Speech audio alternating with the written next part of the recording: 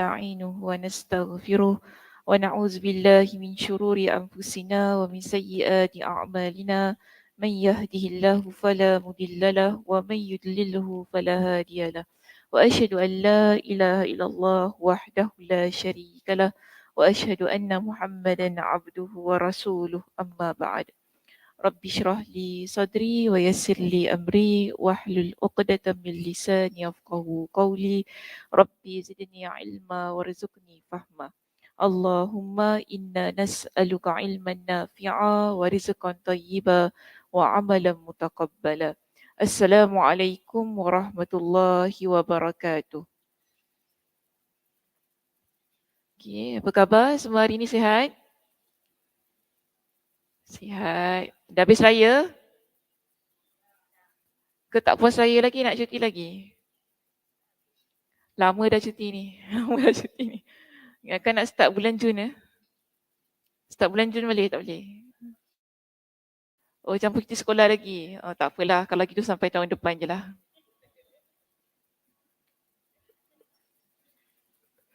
Saya pun dah give up macam tu.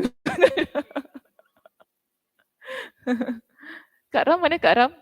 Tak sampai? Tak. Oh, okey, okey, okey. Sambung cuti nampak. Okey. Okey, hari ni buka surat berapa kita? Ingat lagi tak? Cak, hari tu saya berhenti 506 ke 507 Yang atas tu. Oh, okey, okey, okey. Sekarang start 507 Sikit je saya nak baca ni, nak habiskan ni. Saya takkan baca sampai habis lah sebab perbincangannya berat sikit belakang tu. Bukan berat sikit lah, berat banyak. Kalau masuk kan nanti habis ni. Ni Cik Zai tak datang ke Cik Zai? Lambat.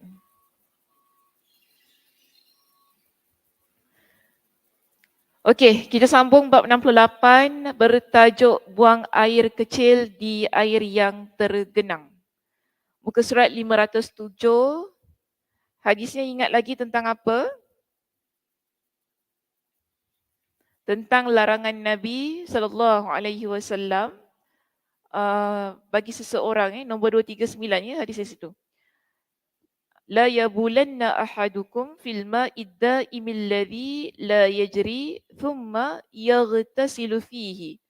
Janganlah salah seorang dari kalian buang air kecil di air yang tergenang, maknanya air yang bertakung, air yang tidak mengalir, lalu dia mandi di situ. Baik, kita masuk muka surat 507. Perkataan kita yang pertama pada pagi ini ialah allazi la yajri. Perkataan yang diambil daripada hadis 239 itu. Allazi la yajri, yang tidak mengalir. Ada yang berpendapat kalimat ini adalah tafsir atau penjelas lafaz sebelumnya. Jadi lafaz sebelumnya apa? Ad-daim. La yabulanna ahadukum fil ma'id daim. Ini adalah lafaz sebelumnya fil ma'id daim. Jadi ada yang mengatakan kalimat ini berisi pengecualian untuk air yang tergenang yang sebahagiannya mengalir seperti air kolam. Tengok macam ni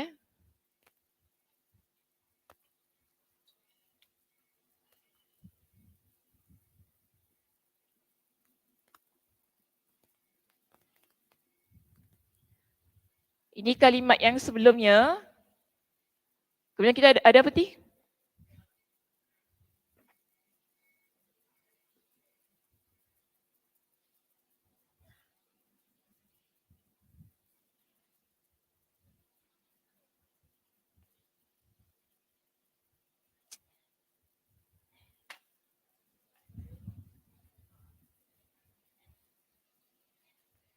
Dah tak cantik.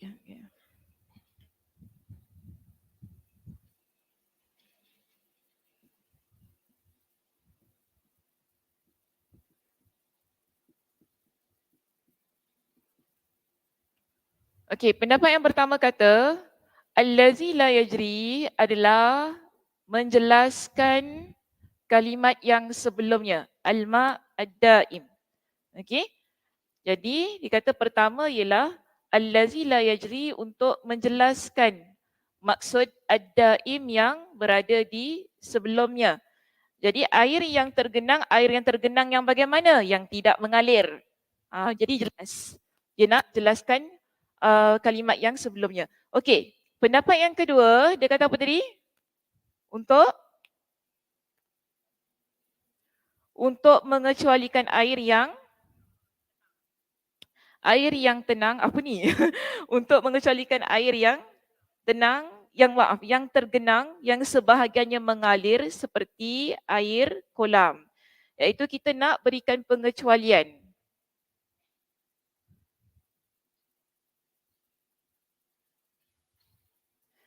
Sebab ada air yang dia bergenang tetapi air itu dia mengalir. Seperti air kolam. Air kolam tu kita nampak dia macam stay kan kat situ kan, tapi dia sebenarnya mengalir. Jadi maknanya bila kita kata al-ma'ud daim allazi la yajri, kita nak mengecualikan air yang nampaknya tergenang tapi sebenarnya ia adalah air yang mengalir.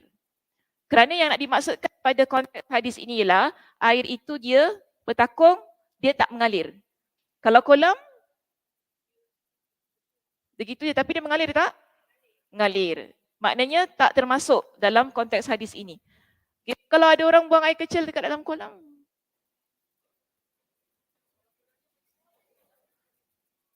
swimming pool.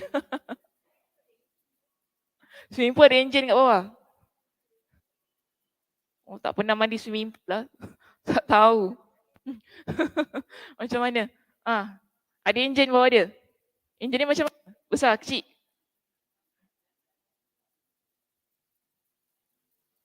Tak apalah, tak apa. Nanti kita mandi kolam ya. Suka kat sah. Kita mandi ni, kolam renang, kolam renang. Kolam lain, kolam renang. Kolam renang, okey? Bukan ni. Suka. Okey, seterusnya. Pendapat yang ketiga, pendapat yang kedua. Satu, dua. Pendapat yang ketiga, ada lagi yang mengatakan kalimat tersebut berfungsi untuk mengecualikan air yang tenang, yang terlihat mengalir namun sebenarnya diam. Air itu nampak macam bergenang tapi sebenarnya dia adalah air yang diam. Air diam tu maksudnya tidak mengalir. Oleh kerana itu, jadi kita ada tiga.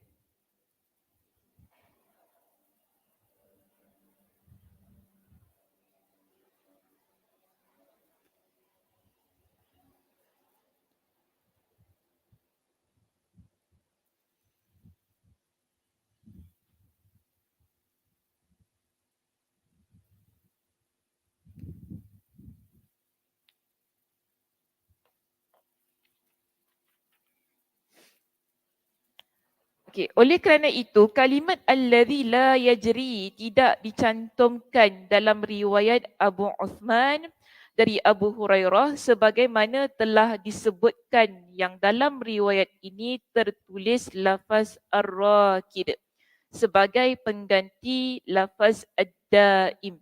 Jadi ada riwayat dia tidak menggunakan perkataan ad-daim, dia menggunakan perkataan ar-rakid dengan maksud yang samalah sebenarnya. Namun di situ ada sedikitlah perbezaan sebagaimana yang diletakkan di bawah ini. Ibn al-Anbari berkata, kata ad-daim termasuk di antara kata yang memiliki makna yang saling berlawanan. Ia dapat digunakan untuk makna sesuatu yang tenang ataupun mengalir.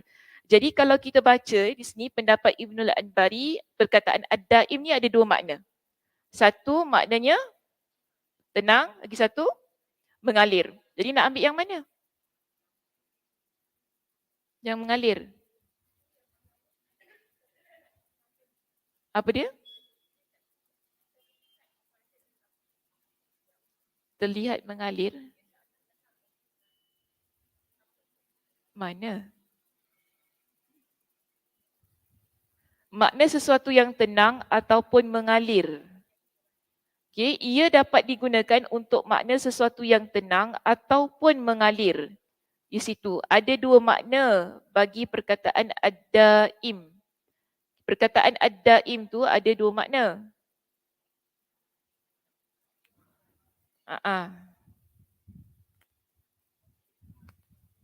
Okay, tak payahlah. Sini. Okay. Ad-daim ini menurut kepada Ibn Al-Anbari,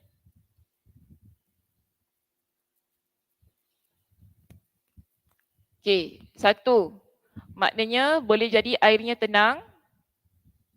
Dua, airnya mengalir.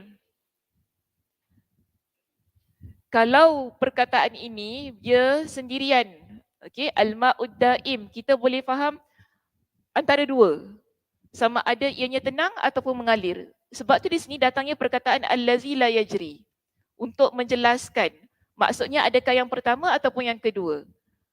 Bila maksudnya didatangi dengan allazi la yajri, kita faham okey, maknanya air itu dia bertakung, okey, air yang tergenang yang tidak mengalir. Maknanya yang satu ke dua? Satu. Nombor satu. Sebab apa? Kalau dia ni tidak perkataan ad-daim ini, dia tidak ada perkataan allazi la yajri kat belakang ni kan? Kita akan faham dengan dua makna. Jadi kita pun tak tahu nak ambil makna yang mana satu. Sebab tu allazi la yajri memainkan peranan penting ya di belakang tersebut untuk menjelaskan maksud yang ada pada perkataan ad-daim. Kerana di sini diterangkan kepada kita dengan kalimat-kalimat yang lain. Dia kata gini, di antaranya kalimat asabar ra'sa duamun. Jadi guna perkataan duam. Duam ni merupakan antara perkataan lah yang kena mengena dengan ad-daim. Jadi maksud duam di dalam ayat inilah kepala terserang duam yang maksudnya berputar-putar pening. Jadi maknanya kepala dia apa? Pening. Sakit kepala. Senang kan? Kak Dewi, sakit kepala lah, senang. Leceh nak kau ni lah, ya Allah. Turut pergi sana pergi sini kan. Pusing sana pusing sini. Sakit kepala senang. Maknanya kat situ kita faham, perkataan duam ini dia boleh bermaksud sesuatu yang tenang, boleh bermaksud sesuatu yang menyakitkan.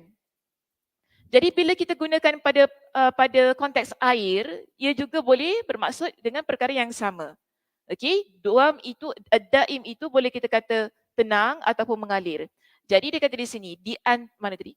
Di atas dasar itu kalimat allazi la yajri yang tidak mengalir merupakan sifat khusus untuk salah satu dari kedua makna yang mushtarak, yang berkongsi tersebut. Sebab tu di sini perkataan allazi la yajri ada dekat belakang tu kan, untuk menjelaskan bahawa air inilah air yang tergenang dan ia tidak mengalir. Kerana perkataan daim ataupun duam itu memiliki dua maksud. Bila ada allazi la yajri, kita faham ia maksud pertama ataupun kedua. Pertama, soalan, maksud pertama ataupun kedua? Ia bermaksud tenang ataupun mengalir? Bila ada kalimat allazi la yajri di belakang itu, maksudnya tenang ataupun mengalir? Tenang. Sebab dia la yajri. Okey, airnya ad-daim, kemudian dia la yajri. Jadi kita faham maksudnya yang pertama, iaitu airnya tenang, tidak mengalir. Merupakan sifat khusus yang ada pada air tersebut. Okey, ada juga yang berpendapat bahawa makna ad-daim dan ar-rakid adalah lawan dari kata jari, iaitu mengalir. Kita faham di situ kalau lawan daripada mengalir maknanya dia tak mengalir lah. Tak mengalir macam itu. Perbezaannya adalah ad-daim ada mata airnya. Ar-rakid tidak ada mata airnya. Siapa ada mata air kat sini? Mak Tahir? Oh lain maknanya. Tak apalah. So itu ya perbezaan antara ad-daim dan ar-rakid. Baik, perkataan seterusnya. Thumma yaghtasilu. Lalu dia mandi. Menurut riwayat yang masyhur, huruf lamnya dibaca dhamma, yaghtasilu. Lu baris depan. Tukar bahasa Melayu tak ingat. Lu baris depan. Okay. Huruf lam kita baca dengan baris depan. Ibn Malik berkata, kata ini boleh dibaca jazam. Baca jazam maknanya kita matikan. Yaghtasil. Okay, yaghtasil. Kerana ataf kepada kata yabulanna. Yabulan mana tadi? Kat depan tu kan. La yabulanna ahadukum fil ma'i daimil ladzi la yajri thumma yaghtasilu. Jadi kalau nak baca yaghtasil pun boleh dia kata. Kerana dia ataf kepada perkataan yabulanna. Thumma ni huruf ataf. Bila perkataan yang selepas thumma dipanggil sebagai ma'tuf, dia ikut kepada perkataan yang sebelumnya. Dia macam ini huruf-huruf ataf ini, dia contoh waw, dan, thumma. Okay, ini semua kita panggil sebagai huruf-huruf ataf lah. Ini grammar lah dalam bahasa Arab. Sebab tu nanti ada banyak yang di belakang tu saya tak baca lah. Kerana ia cerita tentang grammar lah nanti. Sebab saya tak ajar Nahu lah. Kalau ajar Nahu nanti kan balik semua orang. So kita nampak kat sini. Sekarang yang ada dekat dalam hadis perkataan thumma.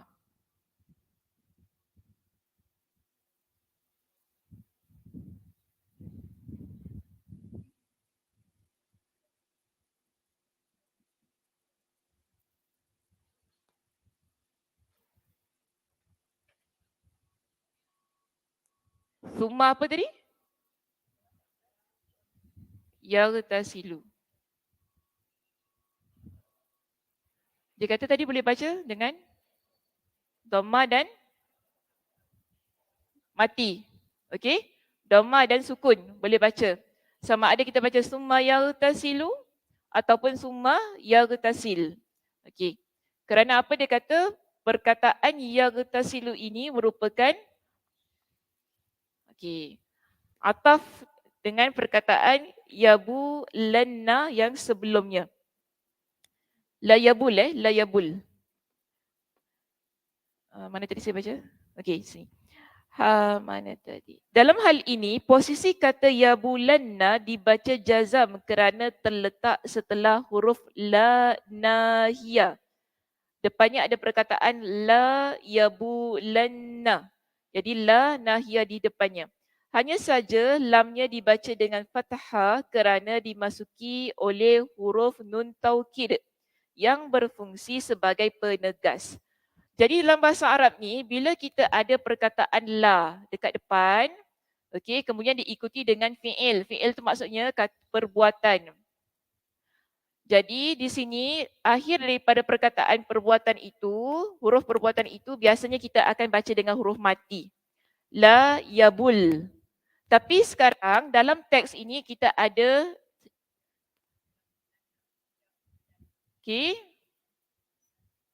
ada tasydid pada nun. Kenapa? Kerana nun ini untuk menegaskan larangan. Nun taukid. Untuk menegaskan.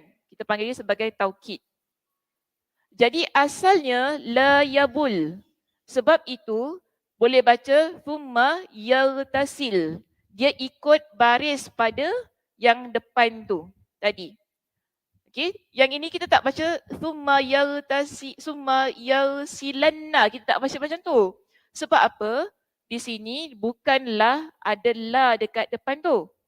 Tak ada. Sebab Nabi kata kemudian dia mandi, bukan dia tak mandi, kemudian dia mandi. Tapi kenapa dia ikut kepada baris yang ini? Kerana dia merupakan ataf kepada huruf yabulan, kepada perkataan yabulan tu tadi. Kerana di situ ada summa. Okey, saya jelaskan summa tadi ialah huruf ataf. Huruful atfi. Okeylah, kalau nak lebih lagi nanti cari guru bahasa Arab. Susah sikit ni. Yelah, Kak Zahidah dah belajar, yang lain belum belajar. Yang tak lupa, tak apalah sikit-sikit kat situ saya tak cenggu saja. Yang penting basicnya faham. Baik, Al-Qurtubi menegaskan bahawa kata ini iaitu yaghtasil tidak mungkin diatafkan kepada kata yabulanna. Tetapi Imam Al-Qurtubi dia tak terima. Dia tak terima. Jadi dia kata tak boleh kita nak ataf dengan perkataan yabulan tadi kan. Jika yang dimaksud dengan kata ini adalah larangan, tentunya akan dikatakan thumma la yaghtasilanna. Kemudian tidak boleh mandi di situ. Baru tepatlah menurut kepada pendapat Imam Al-Qurtubi. Dengan begitu, kedua kata tersebut memiliki darjat larangan yang sama kerana kedua pekerjaan itu dilakukan di tempat yang sama, iaitu air yang bergenang ke tak bergenang.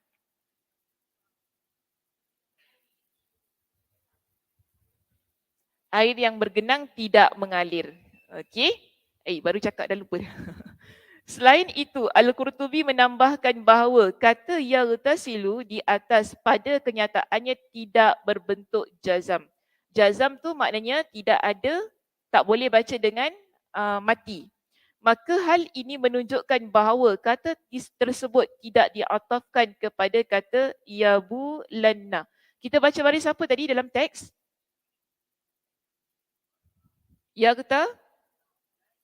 Yaghtasilu.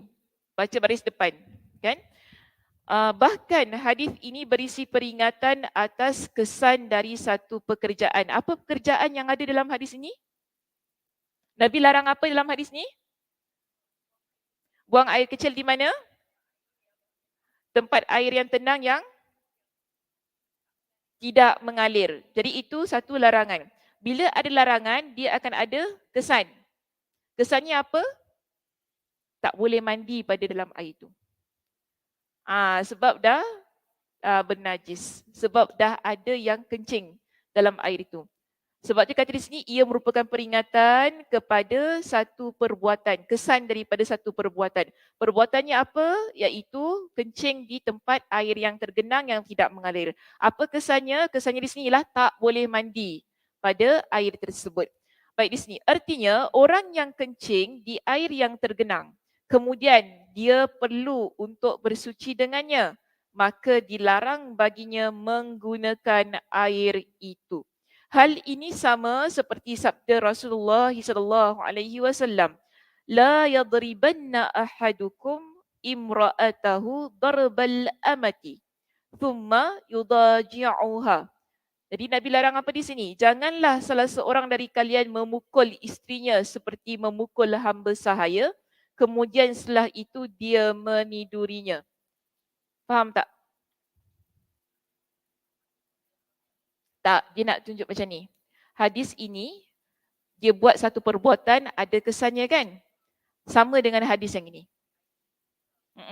Orang yang kencing di tempat air yang tergenang, okay, kemudian airnya tidak mengalir, kesannya apa tadi? Dia tidak boleh mandi di dalam air tersebut ataupun menggunakan air tersebut. Itu kesannya. Sekarang diberikan kepada kita hadis yang lain sebagai contoh yang lain untuk menunjukkan satu perbuatan ada kesannya. Perbuatannya berisni pukul isteri. Nabi larang seseorang yang memukul isterinya. Setelah dia pukul isterinya, kemudian dia nak meniduri isterinya. Faham? Kesannya ialah di situ kan, awak dah pukul isteri awak. Lepas malam tiba-tiba awak nak tidur dengan isteri awak. Tidur tu maksudnya melakukan hubungan badan lah. Bukan tidur-tidur gitu je, tidur gitu okey je Cik Ana Bukan tidur gitu je. Maknanya dia nak meniduri isterinya, nak mengadakan hubungan badan dengan isterinya. Dah awak pukul tadi isteri awak, macam sorry cakap macam haiwan awak pukul isteri awak tu kan. Sampai berlebam-lebam awak pukul isteri awak tu. Kemudian tiba-tiba malam, bukan main senang. Nak pula dengan isterinya. Jadi ini satu bentuk larangan. Kesannya begitu. Nabi SAW sebutkan sedemikian pada kita. Jadi ia merupakan satu ungkapan kata yang sama. Sebagaimana hadis yang berkaitan dengan larangan kencing di tempat air yang tergenang itu tadi. Okey. Sampai situ saja saya nak baca hadis ini. Boleh? Yang belakang tu tak apa, tinggalkan saja. Dia masuk tentang nahu, tentang saraf kan. Kemudian pendapat-pendapat yang telah kita bincangkan di bab-bab yang lalu. Jadi kalau bincang ni nanti ramailah yang tidur. Okey, tak apa, tinggalkan saja. Jadi bab yang ke-68 saya hentikan perbincangan di situ, maknanya selesailah perbincangannya sampailah kepada thumma yagtasil tu tadi. Okey, bab 68 selesai, masuk sekarang bab yang ke-69. Bab 69 ni panjang juga ya bab dia. Kita ada lagi berapa bab? 69 dia sampai bab 7 apa? 74 kan? 75. Oh, okay. Lagi berapa bab? 5 bab. 6. 6 bab. Nak khatam tahun ni ke setengah tahun ni?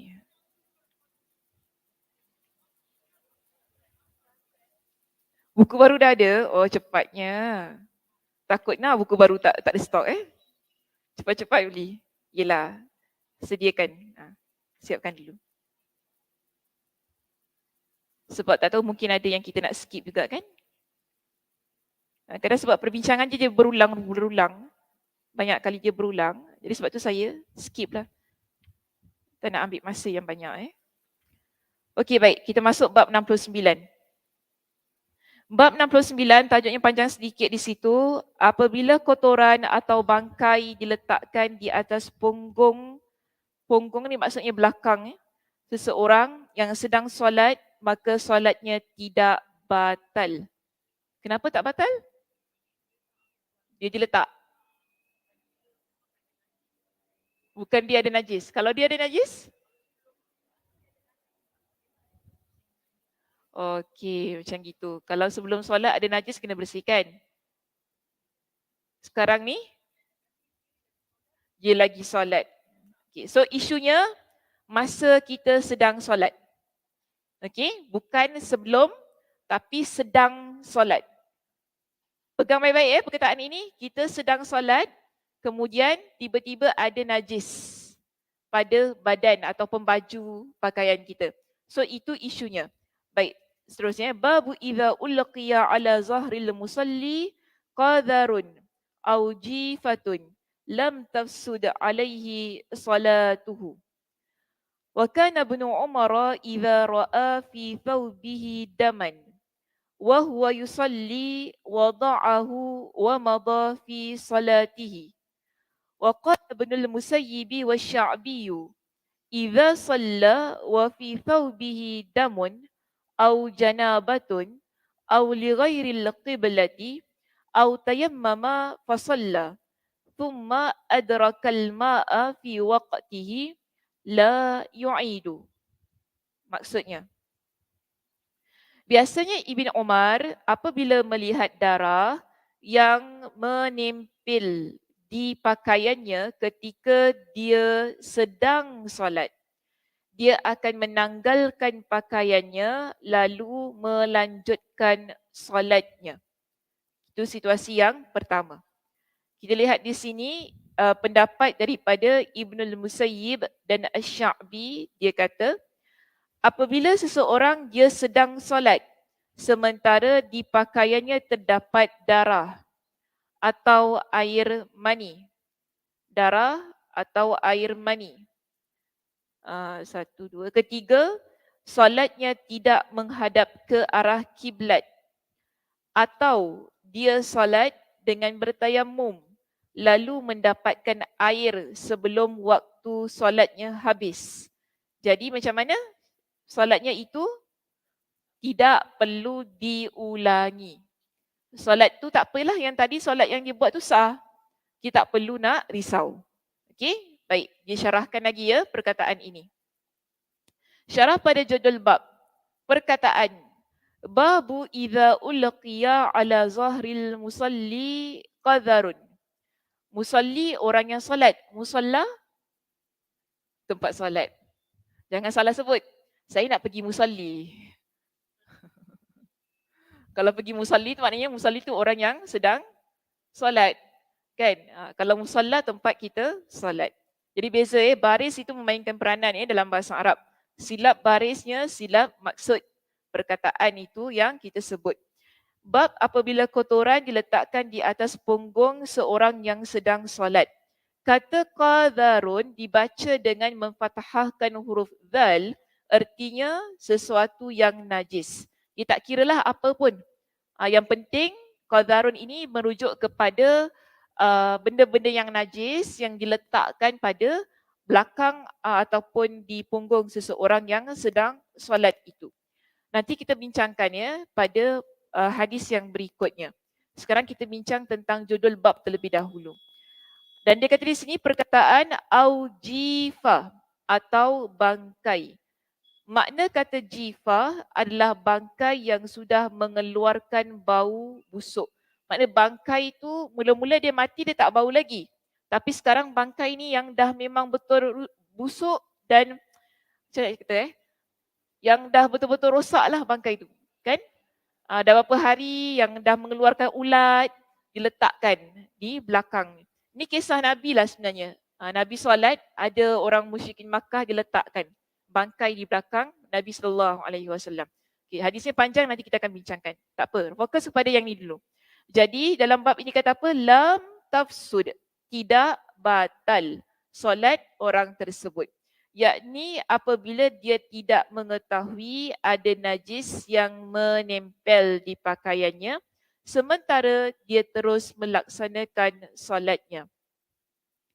Mungkin juga solatnya dihukumi sah secara mutlak menurut pendapat bahawa menghindari najis saat solat bukanlah satu kewajipan. Okey, jadi dia kata mungkin. Dia guna perkataan itu kan.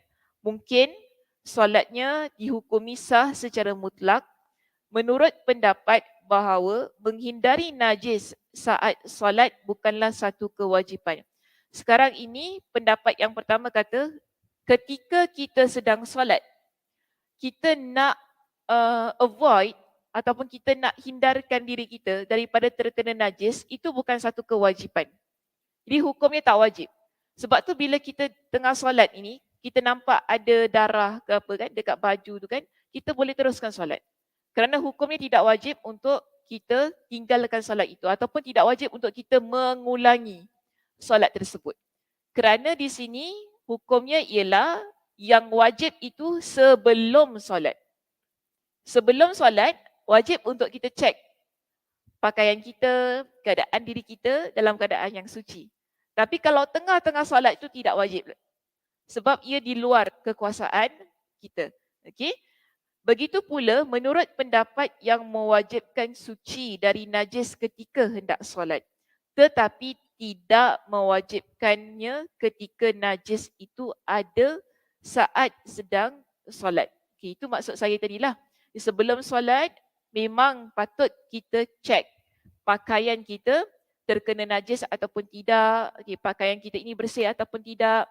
Hatta diri kita sendiri, adakah kita ni dalam keadaan suci ataupun tidak, semua itu wajib untuk kita cek. Sebab apa? Kalau kita ni tiba-tiba solat dalam keadaan mungkinlah kita keluar darah, keluar dekat dua apa ni? Dua jalan tu kan. Solatnya sah ke tak? Maknanya kat situ kita nampak kan, kita nak solat kita cek dulu. Kita keluar darah ke tak dekat depan? Okey, depan tu maksudnya kemaluan kita kan, faraj kita. Jadi kita kena cek dulu, ini darah apa? Itu menunjukkan bahawa kewajipan memastikan kita dalam keadaan yang bersih. Sama juga dengan pakaian. Kita nak solat, kita main solat je kan? Cek dulu pakaian kita ni ada apa-apa yang najis ke tidak, terkena ke tidak. Kalau ada terkena, takkan kita nak teruskan solat juga dengan pakaian itu. Melainkan dalam keadaan yang memang tak boleh lah. Ya, nak tanya. Okey.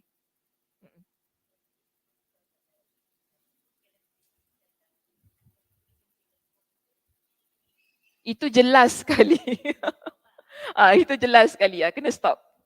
Itu jelas sekali keadaannya kan. Kita tak kata tak apalah biarkan. Ini sekarang kita terperasan. Tiba-tiba ada yang menempel. Maknanya benda tu sebenarnya dah ada dah pada pakaian kita. Tiba-tiba dia baru kita nampak ada darah kat baju kita. Ataupun senang macam inilah. Kita solat, tiba-tiba baru kita perasan ada tahi burung dekat baju kita. Itu keadaannya. Tapi sebelum tu kan, kalau kita perasan dah ada tahi burung, takkan nak biarkan.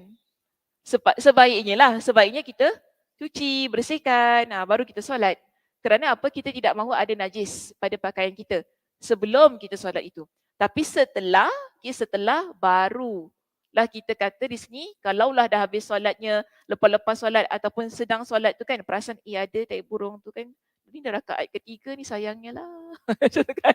Dah rakaat ketiga ni kan, nak ulang balik rakaat pertama, ya Allah bercintanya aku lah. Tadi nak solat pun dalam malas tiba-tiba lah ni kan, nak ulang balik, tak perlu. Boleh teruskan solat itu. Walaupun di sana ada perbuatan di kalangan para sahabat yang menghentikan solat tersebut. Tapi kalau tak hentikan tak ada masalah sebenarnya. Cuma di situ ada atharnya yang menunjukkan sahabat menghentikan. Baik, kita nampak di sini kita lihat berikutnya. Al-Bukhari lebih condong kepada pendapat tersebut, iaitu pendapat yang mana tidak batal. Solat tak batal. Okey, ini pendapat Imam Al-Bukhari. Dia condong dengan pendapat itu.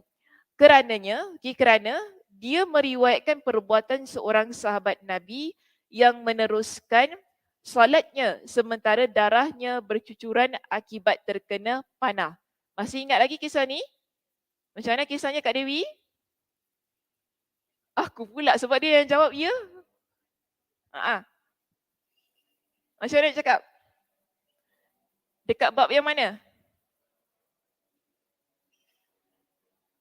Bab mana Kak Zah? Bab awal-awal. Kak Syah, bab mana Kak Syah? Tak ingat. Siapa ingat? Angkat tangan. Betul. Kisahnya ingat tak Kak Zah? Dia lagi berjaga. Bila dia berjaga?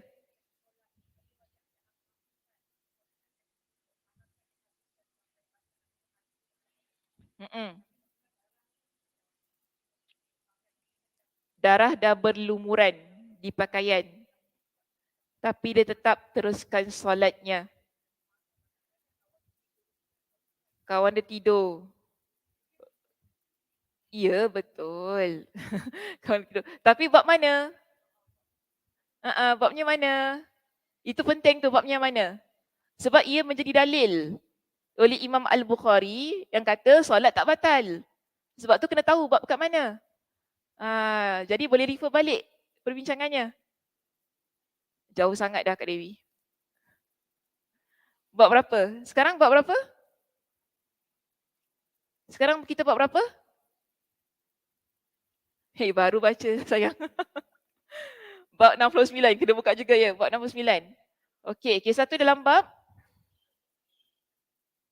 34. Jauhnya lah ya Allah ya Tuhan. Memang wajar tak ingat ya Kak Zah? Bab 34. Okey, bab apa tu? Bab 34. Bab apa Liza? 34? Searching. Okey. Searching. Sing, searching. Okey, googling. Okey. What else? Apa lagi? Semua kelang kabut. Cuti sebulan lebih ni, ya Allah.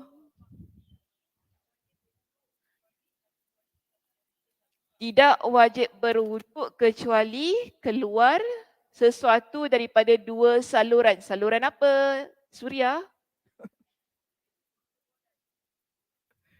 Kubul dan dubur. Saluran apa ya? Dua saluran. Jadi saluran apa? Kubul dan dubul.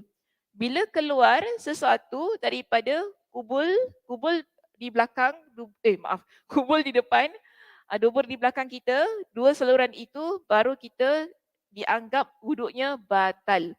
Sekarang ini yang keluar daripada mana darahnya? Badan. Luka. Okey, luka yang terkena pada badan sahabat itu. Sahabatnya nama siapa? Muka surat berapa tadi? 217 hingga 218 kisahnya. Panjang kisahnya. Disebutkan bagaimana situasi itu. Sahabatnya nama siapa? Abad bin Bishr. Bishr. Ammar bin Yasir kawan yang tidur kan? Yang tidur Ammar bin Yasir. Yang terluka siapa? Abad. Okey, Abad yang terluka. Jadi adakah Abad menghentikan solatnya? Tidak. Kemudian Abad diteruskan solatnya hingga selesai dalam keadaan yang darah berlumuran pada pakaiannya. Adakah abad dia tukar baju dia? Tak, dia tak tukar baju dia. Jadi sebab itu di sini Al-Bukhari kata apa? Tak perlu ulang balik solat itu. Lam tafsud. Solat itu tidak batal. Kerana memegang kepada riwayat hadis sahabat Nabi yang terkena panah itu tadi, kemudian dia meneruskan solatnya tanpa menukar pakaiannya juga. Okey, seterusnya di sini dia kata, dan sebuah hadis dari Jabir tentang hal ini telah disebutkan pada bab pendapat yang mengatakan wuduk tidak batal kecuali kerana keluarnya sesuatu dari dua jalan, iaitu dubur dan kemaluan. Dia dah sebut dah sebenarnya jawapannya kat situ tadi saya tanya. Cuma tak ingatlah babnya yang keberapa. Jadi dalam bab ini dah dijelaskan tentang status solat orang yang tadilah, maknanya pakaiannya ada najis. Jadi pakaian yang terkena najis ataupun ada najis, ia tidak membatalkan wuduk. Sebab tu solatnya tak batal. Kerana kita yang kita sekarang nak ni pakaian bersih ataupun berwuduk. Okey, yang kita nak sekarang pakaian bersih ataupun diri kita yang bersih? Senang. Diri kita yang bersih. Maknanya diri kita bersih daripada sebarang najis ataupun dalam keadaan yang hadas. Setiap kali kita nak solat, kena pastikan diri kita bukan dalam keadaan yang najis ataupun diri kita dalam keadaan yang berhadas. Kalau kita tahu diri kita ni ada najis, contoh kita solat, kita kencing tadilah, kita kata macam tadi cebok macam tak cebok je lah kan sebab pakai tisu. Contohlah kan, kita rasa macam tak, ya biasa kita macam tu kan, kita tak confident kan sebab tadi dah tak tahan sangat, dah tak ada air kat dalam toilet tu. Kita pun main kencing je lah. Main selet kan. Si ambil tisu sendiri. Selet. Tenang, tak payahlah pakai. Tisu sendiri, selet gitu kan. Lepas tu nak solat nanti. Tadi macam tak best lah Sebab apa? Rasa macam tak bersih. Jadi itu kewajipan kita, sebenarnya actually dah okey dah. Cuma kadang-kadang kita ni, dia punya was-was tak bertempat. Kita ni kan was-was. Sebab apa dah biasa kita ni bersihkan dengan air. So kita rasa tak bersih lagi, maka basuhlah kita. Okay, tempat kemaluan tersebut dengan air sebagaimana biasanya. Sehingga kita rasa kita dalam keadaan yang suci. Ataupun kita dalam keadaan yang junub. Okay, ataupun dalam keadaan yang mana lepas habis haid.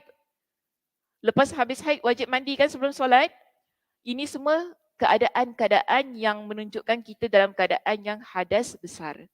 Jadi kita wajib untuk menyucikan diri kita daripada najis dan juga hadas.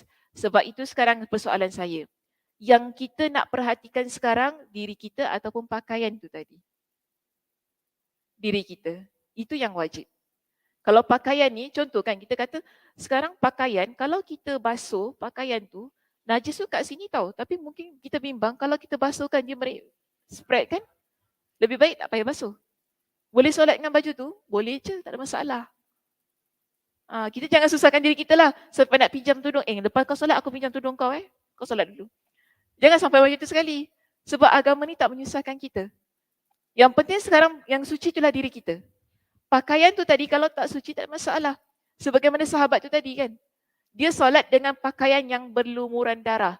Kerana pakaian yang berlumuran darah ataupun dirinya yang terkena ataupun dirinya yang mengeluarkan darah itu, yang mengeluarkan darah itu tadi bukan daripada dua jalan.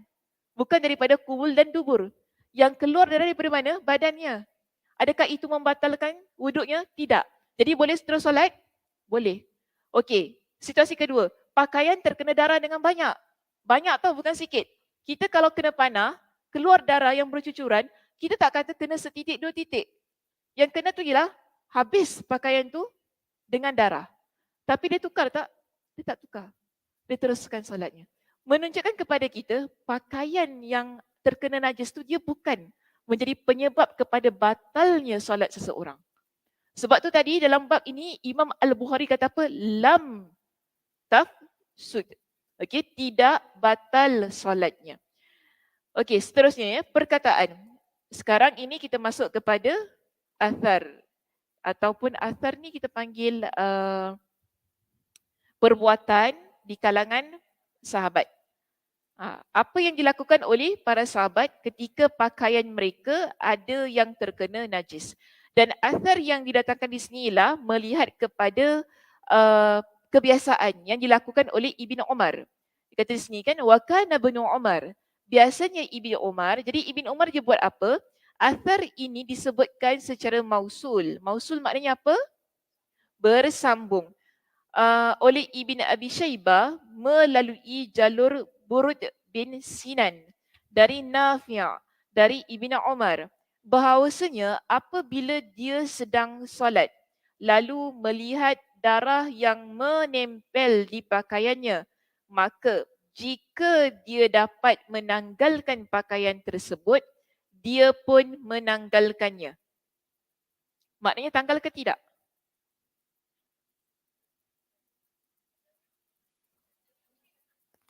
Dia tanggalkan.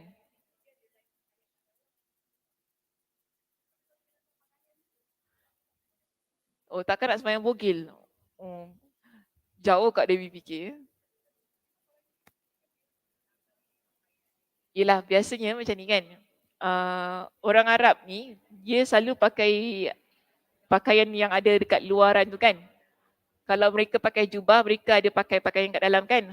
Sama juga dengan wanita Arabnya. Dia tak macam kita lah. Kalau kita pakai jubah, jubah je. Tak ada, kat dalam tu tak ada. Kan? Kita orang Singapura macam tu. Tapi kalau orang Arab ni biasanya dalam tu ada pakaian dia. Dia ada pakaian yang lain. Jadi di sini sekarang, saya tanya tadi, dia tanggalkan ataupun tidak?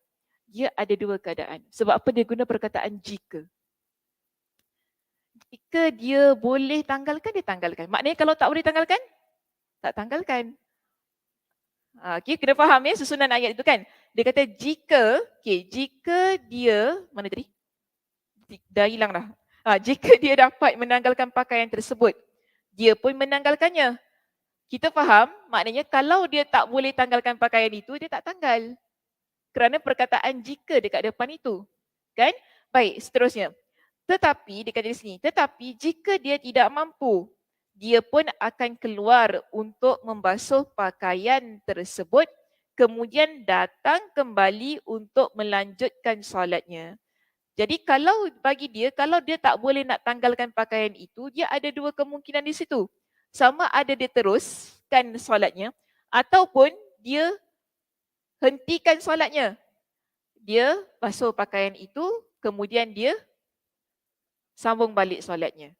Jadi dua situasi yang ada pada Ibn Umar ketika dia terperasan yang pakaiannya ada darah ketika dia sedang solat. Okey, Imam Ibn Hajar Al-Asqalani dia memberikan komentarnya pada athar ini. Dia kata sanad athar ini adalah sahih. Maknanya ini adalah pendapat yang, maknanya cara itu adalah cara yang sahih.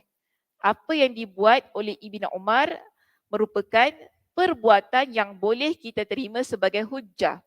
Keterangan itu menunjukkan bahawa Ibn Umar memandang adanya perbezaan hukum antara melihat najis sebelum memulai solat. Kalau kita nampak najis sebelum kita memulai solat, seharusnya lah kita tanggalkan pakaian itu ataupun kita bersihkan. Okey, itu hukum yang pertama. Dengan ketika sedang solat. Kalau kita sedang solat ini keadaannya ada dua tu tadi. Sama ada kita teruskan solat ataupun kita boleh hentikan solat dan tanggalkan pakaian itu. Keadaannya sedemikian. Jadi hukumnya berbeza. Takkanlah kalau kita nampak sebelum solat itu kita dah nampak kita nak solat. Kan? Kalau kita tahu kita dalam keadaan yang tak darurat, kita ada pakaian yang lain, seharusnya kita tanggalkan pakaian dan tukar dengan pakaian yang lain. Keadaannya begitu. Okey, so ada dua situasi hukum yang berbeza sebelum dan ketika. Sebelum solat dan ketika sedang solat. Ini adalah pendapat sekelompok sahabat dan tabi'in iaitu antaranya ialah Al-Auza'i, Ishaq dan Abu Thawr. Imam Ash-Shafi'i dan Ahmad berkata, solatnya harus diulang kembali. Okey, ini pendapat Imam Ash-Shafi'i dan juga Imam Ahmad. Solat tadi yang kita buat, dengan pakaian yang terkena najis tu tadi, yang kita perasan ada najis itu, kalau ikut kepada pendapat Imam Asy-Syafi'i dan Imam Ahmad, solat itu kita kena ulang balik. Contoh, kita dah solat tadi kan, dah solat, lepas solat, Assalamualaikum warahmatullahi wabarakatuh, tiba-tiba kita nampak kain kita ada darah, bekas darah pada kain itu. Menurut kepada pendapat Imam Asy-Syafi'i dan Imam Ahmad, kita kena ulang balik solat tu tadi. Kalau menurut kepada pendapat Imam Malik, so kita ada ni Imam Asy-Syafi'i dulu, Imam Ahmad. Dia kata gini, Imam Malik kata mengaitkan pengulangan tersebut apabila waktunya masih ada. Masih lagi dalam waktu. Namun jika ternyata waktunya sudah habis, maka tidak perlu diqada. Boleh faham tak? Macam mana yang difaham tu?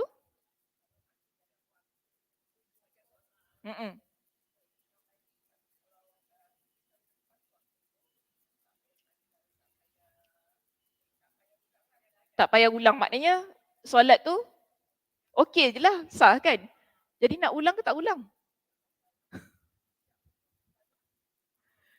Kalau tak perlu qada, maknanya solat tu sah kan? Dia cuma ulang saja. Ulang saja. Kira macam satu keadaan yang diguna pakai mengikut kepada asar Ibn Umar tu tadi. Yang Ibn Umar buat tadi. Maknanya macam ini. Kita ambil satu keadaan saya jelaskan. Sekarang ni kita solat. Kita ambil solat zuhur. Macam tadilah Kak Zaidan dan Kak Dewi kata. Solat zuhur kita pukul berapa sekarang hari ni? Awalnya awak dalam panas ni awak. Bahang kan? Bahang tau dia punya bahang. Kita rasa kebahangan Walaupun ada kipas kan. Melekit. Okey, satu berapa? 1-3 minit. Kita solat zuhur 1-3 minit. Lepas solat zuhur 1-3 minit tu, okey kita ambil macam ni lah. Kita solat pukul 2. Okey? Kita solat pukul 2 petang. Lepas solat 2 petang tu, lepas solat tu kita nampak pada telekung kita ni ada najis. Tak kira lah tai burung ke, tai burung. Siapalah tahu jemur Kak Zah, kita jemur baju kan dekat tingkap kan. Burung gagak kadang-kadang berak tau baju kita. Kita tak perasan. Tadi dah excited nak pakai kan. Cuci dulu. Oh dah kering telekung tu. Terus saut pakai. Alhamdulillah cantik tudung baru. Macam gitulah keadaannya. Tiba-tiba lepas solat, rupanya ada tai burung pada telekung baru yang kita gunakan tadi. Yang baru kering tadi. Macam itulah Kak Zah. Sebab tadi isunya, kalau dalam rumah ada tai burung, itulah contohnya. Kan? Macam mana tai burung boleh ada kat telekung kita. Jauh cerita. Okey. Nak berikan logik cerita tu tadi. Bila lepas pukul 2 tu, kita nampak, ada tai burung dekat telekung kita. Ada masa lagi tak nak i'adah solatnya? Nak ulang balik solatnya? Sebab asar pukul berapa?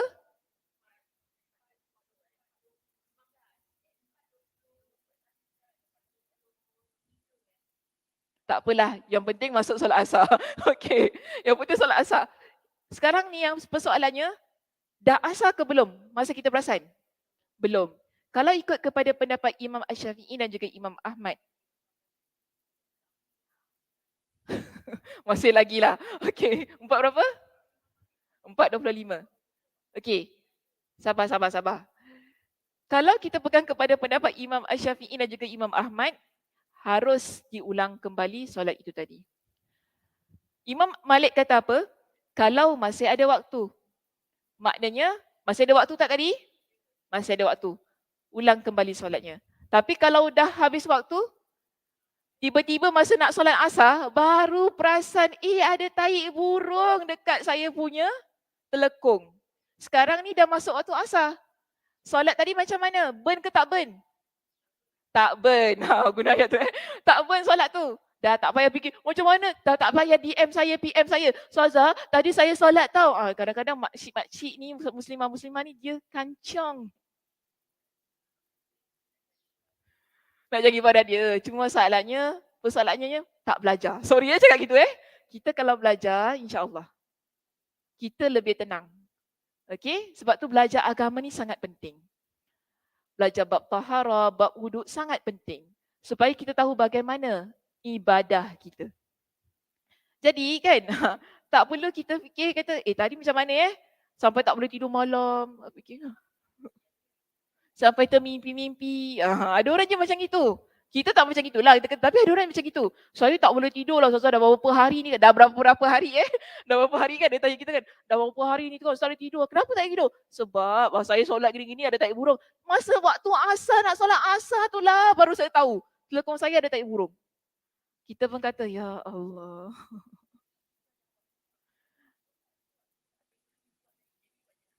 Janganlah, kesian dia. Tak baik sih. Bahankan orang tak baik dalam air. Taklah, kita katakan ni tak perlu. Melainkan bila dia sedar ketika dia dalam keadaan masih dalam waktu tu. Kalau kita dah habis waktunya, tak perlu untuk kita solat kembali. Sebab apa tadi kata, Imam Malik kata apa? Tak perlu untuk kita qada balik. Kalau kata tak perlu qada balik, lagilah pula tak perlu untuk kita i'adah. Okey? Baik, seterusnya. Orang yang memegang pendapat yang pertama, pendapat pertama ni maksudnya tak perlu ulang solat. Okey? Berdalil dengan hadis Abu Sa'id bahawasanya Rasulullah SAW pernah melepaskan sandalnya ketika sedang solat. Kenapa Nabi lepaskan sandalnya? Okey, di sini hadisnya, Inna Jibrila akhbarani anna fihi maqadharan. Sesungguhnya Jibril tadi mengkabarkan kepadaku bahawa pada kedua sandalku terdapat najis. Jadi tengah-tengah solat tu Nabi lepaskan. Tapi Nabi tak batalkan solat dia. Nabi teruskan solat. Nabi cuma lepaskan sandalnya sahaja. Sesungguhnya tadi Jibril tadi mengkabarkan kepadaku bahawa pada kedua sandalku terdapat najis. Jadi hadis itu diriwayatkan oleh Imam Ahmad, Abu Daud dan disahihkan oleh Ibn Khuzaimah. Hadis ini dikuatkan oleh hadis Ibn Mas'ud yang diriwayatkan oleh Al-Hakim. Di dalam hadis tersebut tidak disebutkan bahawa baginda mengulangi solatnya. Jadi dalam hadis ini Nabi ulang solat ke tidak? Tak. Nabi lepaskan sandal terus Nabi solat je. Okay, bila malaikat Jibril datang, malaikat Jibril kata apa? Sandal tu ada najis. Nabi lepaskan sandal tapi dalam keadaan yang masih lagi meneruskan solatnya. Jadi ini juga sebagaimana yang dibuat oleh Ibn Umar tadi kan. Bila dia ada nampak darah pada pakaiannya kan. Kata tadi, kalau dia mampu, dia buka pakaiannya. Terus dia sambung solat. Dia tak ada nanti, solat baliklah. Tu naik, nawai tu. Usalli baliklah. Tak ada, usalli balik tak ada. Terus dia solat. Kan. Lepas tu, dia punya niat solat tak ingat-ingat lah. Usalli benda.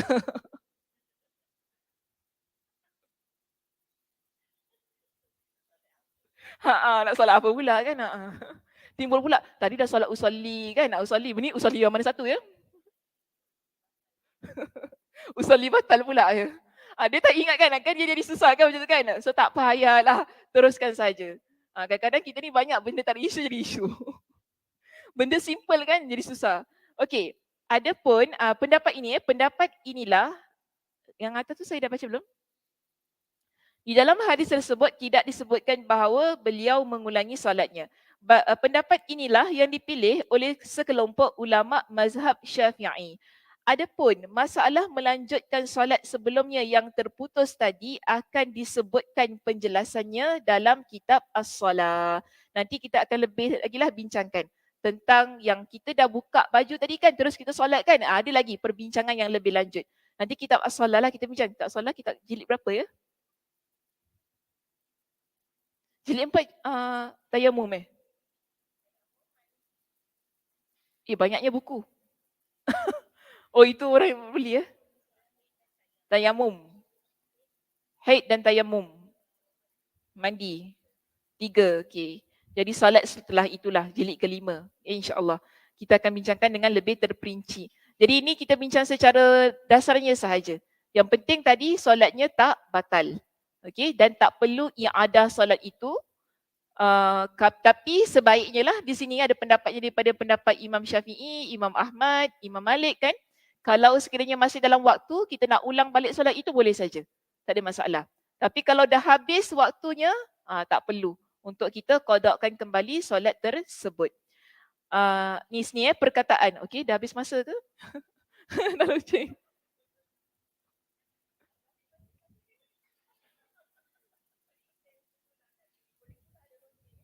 Kejap ya. Nak recess ke tak nak recess? Saya tanya, boleh lagi tak nak sambung ni? Betul? Habiskan Okey, baik, cantik. Memang saya nak habiskan pun, cuma takut yang lain duduk ni tak larat. Tak larat nak dengar, mengantuk je. Dengan panasnya, ya Allah. Okey, perkataan. Waqala Ibnul Musayyib wa Sya'biyu. Ibnul Musayyib dan Asy-Sya'bi berkata, demikian yang diriwayatkan oleh majoriti perawi dan inilah riwayat yang benar. Menurut riwayat Al-Mustamli dan As-Sarkhasi, yang tertera adalah lafaz wakana. Apabila riwayat ini mahfuz, apa maksud riwayat mahfuz?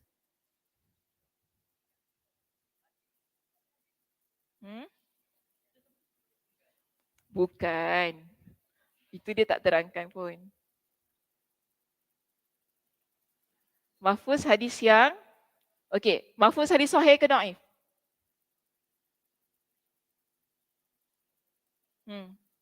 Mahfuz Kaza? Sahih ke dhaif? Oh, ini memang nak buka kelas ulum hadis ni. Sahih. Okey. Mahfuz hadis yang sahih. Jadi maknanya riwayat ini boleh diterima pakai kan? Okey. Cuma ada penjelasan lagi.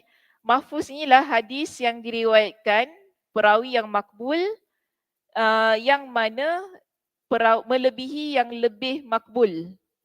Dia ada perawi yang thiqah, tetapi ada perawi yang lebih thiqah meriwayatkan hadis ini, kita panggil ia sebagai hadis yang mahfuz. Yang penting pegang hadis mahfuz ini adalah hadis yang sahih. Boleh kita pakai kita guna pakai. Mahfuz ni lawannya hadisnya syaz. Okey, mahfuz lawan hadis syaz. Nanti boleh buka kembali kita ulum hadis. Ada tak kita ulum hadis? Ada. Cik Ana ada? Tak ada.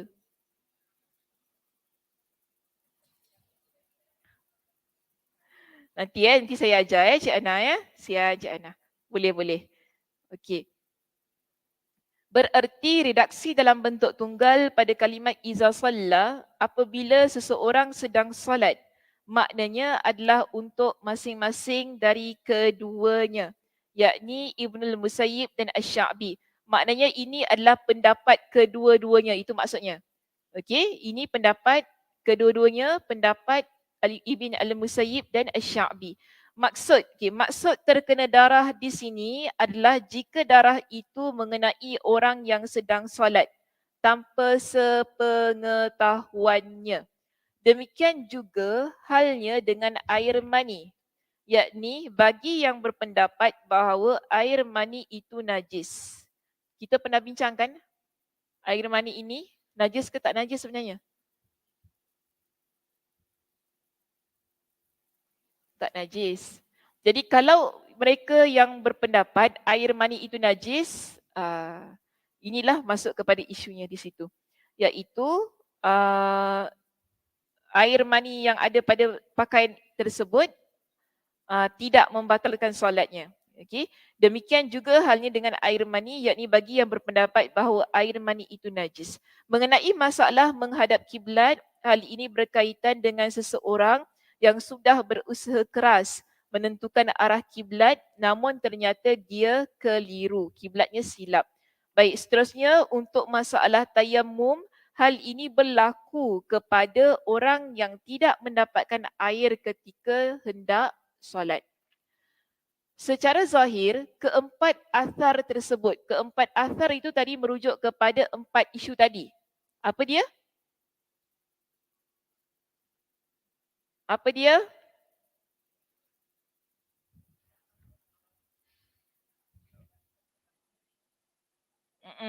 Tentang darah, air mani, solat tidak menghadap kiblat, solat dalam keadaan yang bertayamum. Jadi itu empat.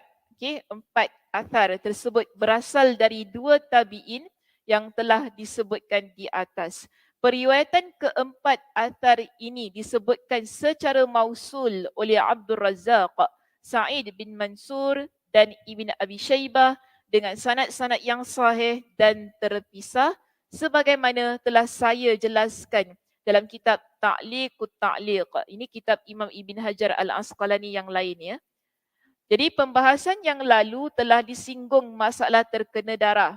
Jadi masalah terkena darah ini kita dah pernah bahaskan, ada pun orang yang bersuci dengan tayamum menurut pendapat imam yang empat dan majoriti ulama salaf, apabila dia melihat air sebelum waktu solatnya habis, maka solatnya tidak perlu diulang. Jadi ini pendapat majoriti ulama.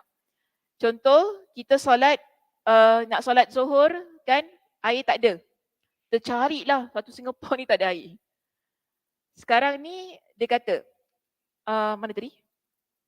Apabila dia melihat air sebelum waktu solatnya habis. Sekarang ni belum masuk waktu solat asar. Tiba-tiba pukul 3 ada air. Jadi macam mana? Solat nak ulang balik tak? Tak perlu. Tak perlu. Solat tadi sah. Okey, kerana konteks tadi sedemikian. Pukul 3 dah cerita lain. Kalau pukul 3 dah ada air, orang tu tayamum, barulah tak sah. Okey, sekarang dia solat pukul 2 memang tak ada air. Jadi dia solat pada waktu itu menggunakan tayammum. Bila pukul 3 ada air, sekarang ni kita nak solat balik ke tak? Ambil wuduk balik, solat ke tak? Tak perlu. Solatnya tetap sah dan tidak perlu diulang. Ini adalah pendapat empat imam mazhab. Empat imam mazhab maksudnya? Syafi'i, Maliki, Hanbali, Hanafi. Dan majoriti ulama salaf. Sekelompok ulama tabi'in seperti Atha, Ibn Sirin dan Makhul berpendapat bahawa solatnya wajib diulang secara mutlak. Tapi ada juga pendapat yang kata wajib secara mutlak namun ikut kepada pendapat imam yang empat tadi. Okey? Majoriti ulama. Adapun tentang kekeliruan seseorang yang solat dalam menentukan arah kiblat, menurut imam yang tiga. Siapa imam yang tiga? Abu Hanifah, Malik dan Ahmad. Dan berdasarkan pendapat dari Asy-Syafi'i yang lama. Jadi Imam Asy-Syafi'i ini dia ada dua pendapat. Kita panggil qaul qadim wa qaul jadid. Okay, dia ada pendapat yang lama, pendapat yang baru. Jadi dalam pendapatnya yang lama, solatnya tidak perlu diulang. Sama sebagaimana Abu Hanifah, Malik dan Ahmad. Dan ini juga pendapat majoriti ulama. Adapun pendapat Asy-Syafi'i yang baru menyatakan bahawa solatnya wajib diulang.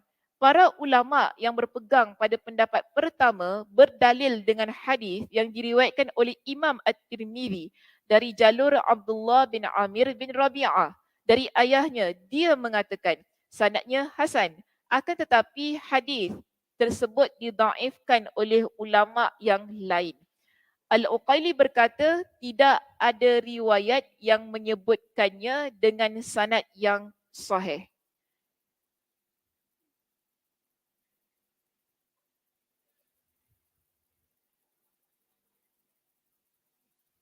Okey. Sekarang ini sini saya nak jelaskan ni.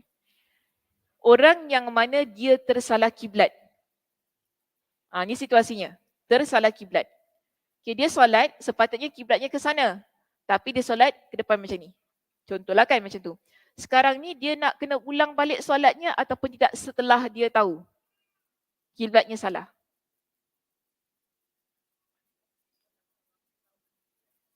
Ataupun setelah bertahun-tahun lamanya.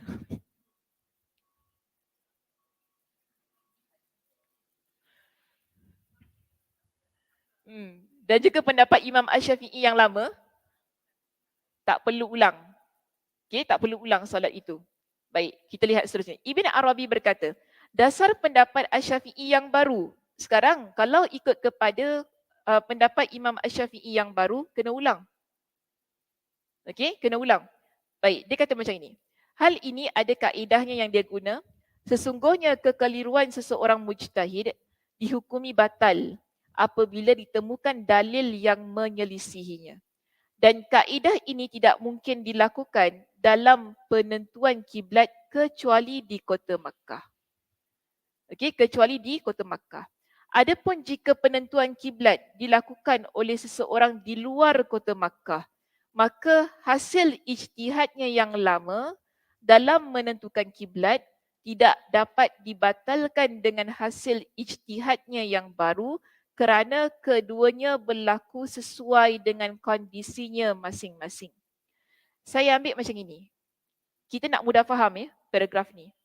Sekarang ini, tadi kan saya bagi contoh kan, kita keliru tentang arah kiblat.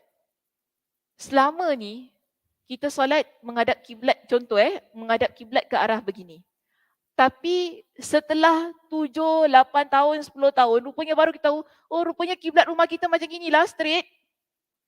Sekarang ni solat kita yang 10 tahun tu nak ulang balik ke?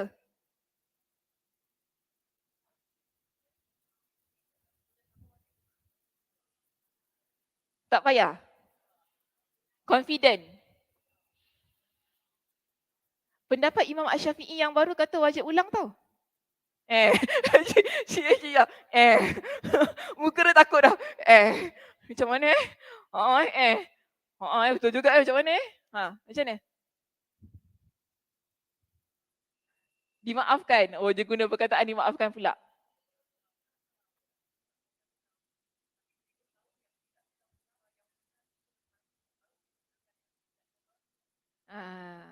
Maknanya macam ni. Kita sekarang tak perlu nak ulang balik lah. Kan? Takkanlah 10 tahun punya solat lagi ulang balik. Parah sih. Parah kau. Ya Allah, macam mana? Kita sekarang ni isunya kita solat tau, bukan tak solat. Kita solat.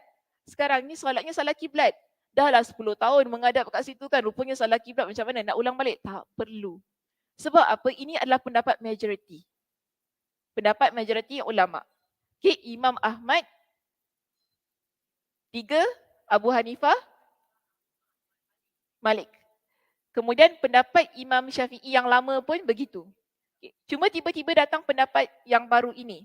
Sekarang ini, kita lihat pendapat yang baru ini datang bila kita dah tahu, tadi macam Kak Dewi katalah, bila kita dah tahu tempat tu salah, kita ubah je lah. Okay, pada tahun yang ke-10, pada tahun yang ke-10, setelah tahu, rupa-rupanya kiblat kita straight je lah, yang kita sama ni solat, sengit, rupanya straight. Sekarang pada tahun yang ke-10, solat straight je lah. Jangan menghadap situ lagi.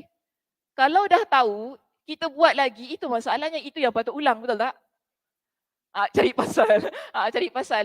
Sekarang setelah 10 tahun, kita tahu kiblatnya ke sini. Tok, kiblat saya nak solat sini juga. Mati-mati nak solat sini juga. Walaupun dah tahu solatnya, kiblatnya salah. Itu yang baru kita kata, keadaan itulah barulah dia kena ulang. Setelah dia mengetahui, rupanya kiblatnya sini, tapi masalahnya yang dia cari pasal tu, dia nak solat juga menghadap situ. Dah biasalah cik ustazah menghadap sini. Kalau menghadap sini macam lain rasanya ya. Itu ungkar lazi, orang-orang tu kata. Ungkar lazi, orang-orang tu katakan. Ungkar lazi, degil. Dia cari pasal. Kalau macam gitu, keadaan yang begitu, setelah kita tahu sepatutnya kiblatnya di sini, tapi kita tetap solat di situ, kalau dalam keadaan begitu, dia kena ulang balik solatnya. Kalau kita tak tahu, tak ada masalah. Okey, teruskan saja. Maknanya tak perlu diulang kembali solatnya. Kerana yang terbatal itu adalah kondisinya, bukan ijtihad tersebut. So bila nak tukar ijtihad, tukar kepada kefahamannya, sebagaimana perenggan yang berikutnya, segi perenggan yang terakhir kan diterangkan kepada kita. Pendapat ini dapat dijawab bahawasanya masalah tersebut berkutat. Maknanya kita fokuskan pada asumsi bahawa apabila yang berijtihad tersebut yakin akan hasil ijtihadnya keliru, maka ia harus berpindah dari kefahaman sesuatu yang dia yakini keliru itu kepada sesuatu yang diduga kuat benar menurutnya. Jadi bukan masalah pembatalan sesuatu ijtihad dengan ijtihad yang lain. Jadi yang lepas-lepas sudahlah. Kan yang lepas-lepas tu yang tersilap ke yang terkeliru tu berdasarkan kepada ijtihad yang lama, itu sudah kita kata dimaafkan. Sekarang isunya lah sekarang ini. Maknanya ijtihad yang baru itulah yang kita guna pakai, yang kita kalau kita apply pada kiblat tadi kan, kita solat menghadap ke arah kiblat yang betul lah, mengikut kepada ijtihad yang baru. Jadi itulah yang kita kata, kalau dia masih lagi berijtihad dengan yang lama, sedangkan dia tahu ijtihad yang lama itu adalah ijtihad yang salah, jadi salahlah, batallah solat dia. Sekarang ni ialah kita ikut kepada yang ijtihad yang baru tadi. Wallahu a'lam bissawab. Okey, sampai situ saja perbincangan kita pada pagi ini. Ya. Mm-mm. Macam mana? Kita nak betulkan dia. Uh-uh. Oh, betulkan dia macam itu ya. Boleh? Sekarang orang tu dia silap kiblatnya. Patut kiblatnya straight tapi dia mengiring sikit kan? Kita boleh betulkan badan orang tu. Kalau dia terperanjat, dia terberhenti, tak apalah. Suruh je solat balik. Senang je. Macam gitu. Ataupun lepas-lepas dia solat kan? Lepas solat, tadi awak salah kiblat tau. Dia dah tahu kan salah kiblat kan? Maknanya ulang balik solatnya. Kerana sekarang ijtihadnya adalah ijtihad yang memang kat situ. Dia tak keliru. Ijtihadnya adalah ijtihad yang tepat. Sekarang yang tadi berlakulah kekeliruan. Maknanya dia tak pasti sini ke sini. Jadi selama ni dia solat menghadap sini, rupanya sini. Dia begitu. Mm-mm. Mm-mm. Ya betul, kita betulkan. Ataupun lepas dia solat baru kita tahu dia salah kiblat. Kita beritahu kepada dia, maka dia perlu ulang balik solatnya. Okey, keadaannya sedemikian. Okey, wallahu a'lam bisawab. Saya tutup dengan tasbih kafarah. Subhanakallahumma wa bihamdika asyhadu an la ilaha illa anta astaghfiruka wa atubu ilaik. Assalamualaikum warahmatullahi wabarakatuh. Bapak Ribulan?